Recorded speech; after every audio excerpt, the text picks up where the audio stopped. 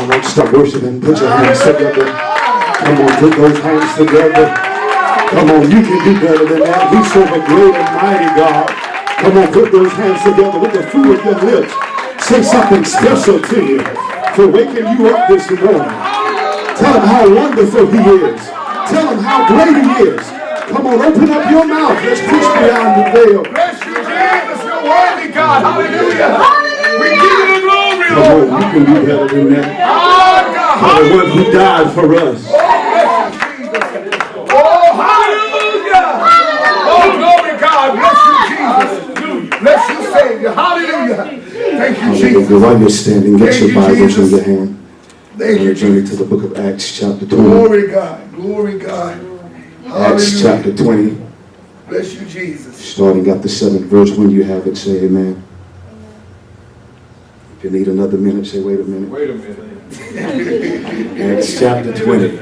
Chapter 20. Starting at the 7th verse, correct? Preach. Acts chapter 20.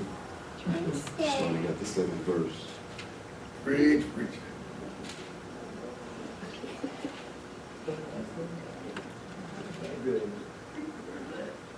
Thank you, Lord. When you have it, say amen. Amen. And it reads, upon the first day of the week, when the disciples came together to break bread, Paul preached unto them, ready to depart on the morrow, and continued his speech until midnight. And there were many lights in the upper chamber where they were gathered together. Yes. Work on that. Yes. And there sat in the window a certain young man named Eutychus, Yes. being falling into a deep sleep. And as Paul was long preached, he sunk down with sleep and fell down from the third loft and was taken up dead. Verse 10 reads, and Paul went down and fell on him, and embracing him said, trouble not yourselves, for his life is in him. When he therefore was come up again, and had broken bread and eaten, and talked a long while, even till break of day. So he departed, and they brought the young man alive, and were not a little comforted. I want to lift up verse number 9. There sat in a window a certain young man named Eutychus, being fallen into a deep sleep. And as Paul was long preaching, he sunk down with sleep, and fell down from the third loft, and was taken up dead. Work on that preaching. Yes. Work on Look that. at your neighbor and say, neighbor, Neighbor. for the next couple of preaching moments, The next couple of preaching moments. preacher wants to talk from the topic. Preacher wants to talk from the topic. Time to wake up. Time to wake up. Work on it. Work on it, preacher. May be seated in the Work presence of on it. God. Time to wake up. Once again, oh God, we come telling you thank you. Thank you. Move me, oh God, that your people may hear from you. We thank you for the opportunity, oh God, that you have allowed for your people to hear a word. In Jesus' name I do pray, amen. Amen. Preach it. Work on that, preacher. Just recently, a little over a week ago, the news was flooded with a major catastrophe. And the headline read, the Notre Dame Cathedral engulfed in flames. All right. The historic cathedral had a fire to erect in the attic of the historic edifice, a fire that destroyed a 300-foot spiral, also destroyed the cathedral's roof that was once a beautiful ancient oak tenderwood. All right. It destroyed the pews that once held the mass services week after week, Come on. year after year, century after century. All right. Come on. We can go on and on about the severe damages that were sustained in the Notre Dame Cathedral, but the issue is not the fire nor the damage that the cathedral sustained. All right. The issue I find is that the people that was entrusted to take care of the cathedral reached out to the government of France for assistance, Okay. yet no answer. All right. The people who took care of the cathedral reached out to the Vatican, yet no answer. Come on. Come on. They even did a live coverage not many years ago asking for assistance from the world to help raise funds, to help fortify and update the cathedral's dated structure, yet no answer. Come on. Come on. When the fire erupted and nearly destroyed the cathedral over a week ago, it was then the world wanted to step up and raise more than $678 million. All right. But what if the people had responded to the first plea for help? All right. Come on. When the Work on staff of the cathedral asked for assistance, maybe this could have possibly been avoided. that. All right. But when I think about it, I can understand these things from the world not wanting to help the church.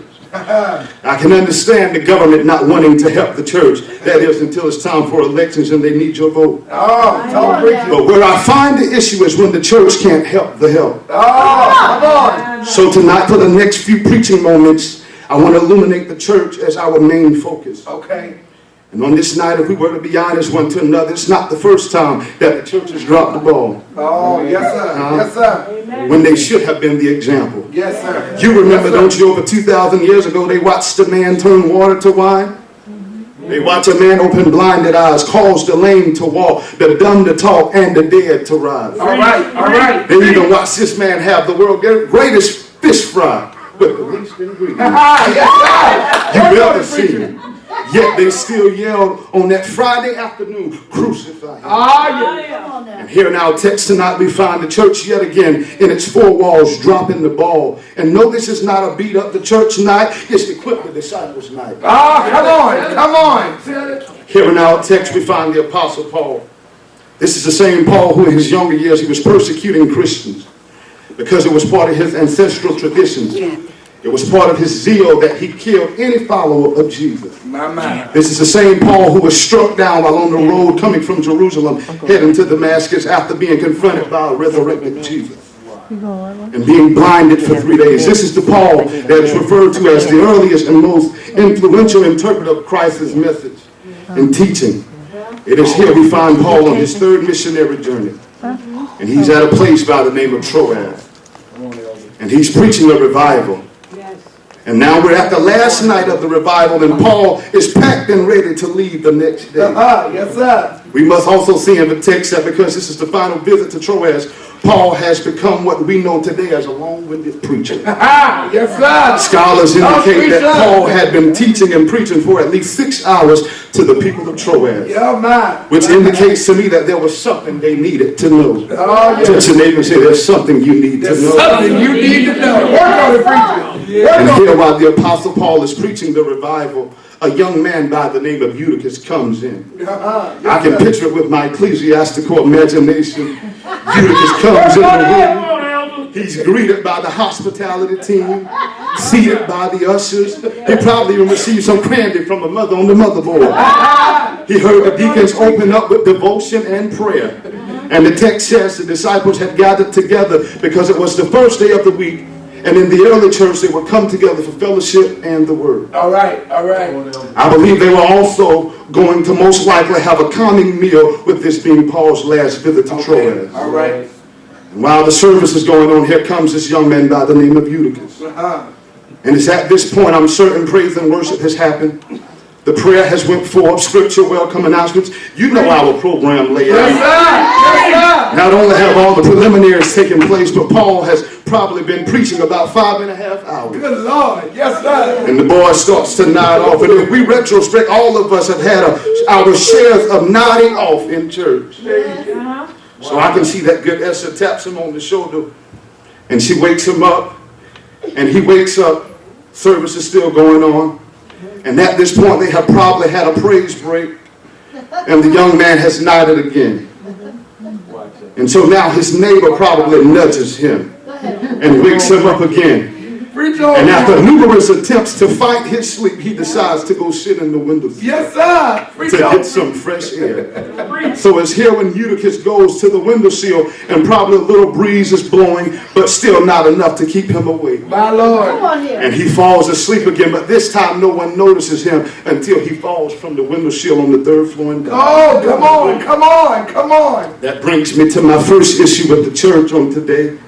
How oftentimes we get so caught up with our services and programs that we miss the needs and issues of those that God has sent. We become so caught up in the theatrics of ministry and the showmanship that we oftentimes miss God. Yes, sir. Talk, preacher. We have gifted leaders and gifted preachers and gifted musicians and gifted praise and worship leaders, but it's not our gift that breaks and destroys. Come on. Yes, sir. It's not our cute footwork. It's not even our PhDs in speaking in tongues. It's the anointing that breaks and destroys the yoke. Come here, Isaiah. Isaiah puts it like this in Isaiah 10 10 and 27, and it shall come to pass in that day Yes, sir. that his burden shall be taken away Hallelujah. from off thy shoulder, and his yoke from off thy neck. Yeah. And the yoke shall be destroyed because of the anointing. Yeah. Ask your neighbor, are you anointed Are you tonight? anointed?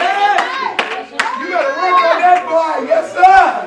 And if truth be told, is there anybody in rivers of life on tonight who knows without a shadow of a doubt Yes, sir. that you are anointed by God to do Anointed by that God. which what he has commanded and commissioned us to do? Yes, sir. Or maybe we forgot what we were commissioned to do. Yeah. But Matthew helps us find our way in Matthew chapter 28, Come around on. the 16th and the 20th verse.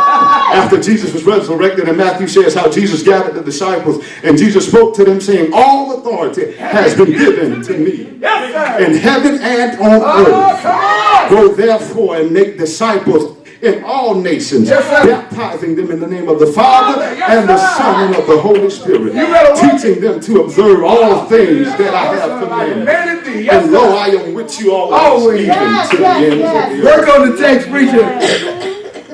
It's here in the text we find Eutychus now dead on the ground. Yeah. Yeah. And if we are honest, every single individual in here tonight can attest, we've all been in a situation when we needed the church to catch us before we fell. Oh, my. Come We on. needed the church to catch us before we went out and had that child out of wedlock. Come on. Come We on. needed that church before we went out and started to have same-gender relationships. Come on. We needed the church before we went out and started smoking and doing whatever it was that wasn't pleasing in the sight of God. Yes, sir. We needed the church before we had to start turning tricks to make ends meet. Oh. We needed the church, but they watched as we failed. Oh, my. Yes, sir.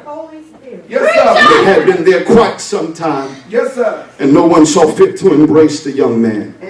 And much like the church today, we see people even, and we even know their issues, My Lord. yet we don't embrace them. Often we, the church, we kick the individual after they made the mistake. Amen. We want to beat them up. And it's one thing to allow me to fall and embrace me, but when I fall and you kick me when I met my Lord. Oh. So many times we, the church, sit in our seats of judgment as if we have crossed every T and dotted every I. Come on, preacher. That we never take time to realize that the young lady with the child was raped by her drunk uncle. Oh, come on. The young girl who dresses loosely has been dealing with knowing her worth. Or the young boy or girl who could have been molested by the same sex at such an early age that that's all they know and they think it's the norm. Oh, God. Work on it. Yes, sir. Or the young man or woman turned to drugs to suppress the hurt of watching mom being abused physically, mentally, verbally by that abusive Yes, husband or sir. You boyfriend. working it. Yes, sir. But I'm so grateful for the Pauls in the church. There's good news. Hallelujah. Yes, Touch sir. your neighbor and say, neighbor, there's good news. That's good news. Yes, sir. Touch another neighbor and say, neighbor, there's good That's news. good news. That's good news. Once Paul gets word of the young man falling from the third story, he doesn't stop service and says he shouldn't have been sleeping during my message. Oh. Or he should have stayed home if he was going to fall asleep. Paul didn't even rebuke the church for not doing their part, but he immediately runs down and covers the boy. Oh, my. Good God. And Yes, we sir. must understand that Paul knows firsthand what it's like to be wounded, broken, and hurt. Oh, yes, he does. You're familiar with the story when Paul was on the island of Malta Yes, sir. and was bitten by the snake after gathering sticks, and he shook the snake off. Uh-huh. Then immediately the people that were watching began to talk and pass judgment Come on. and come said on. Paul was a murderer, no doubt. And they waited for Paul to die, and he never died. Yes, sir. Yes, sir. But after some time, they realized he was of God. Yeah. So Paul reaches Eutychus on the ground, and what seems to be dead, what seems to be a dead young boy to everyone, Paul saw the opportunity to exercise his gifts Hallelujah. with the anointing that rested on Yes, his sir. life Yes, to sir. restore life back to Eutychus, Yes, proving that sir. sometimes wounded warriors are oftentimes the best healers. Hallelujah.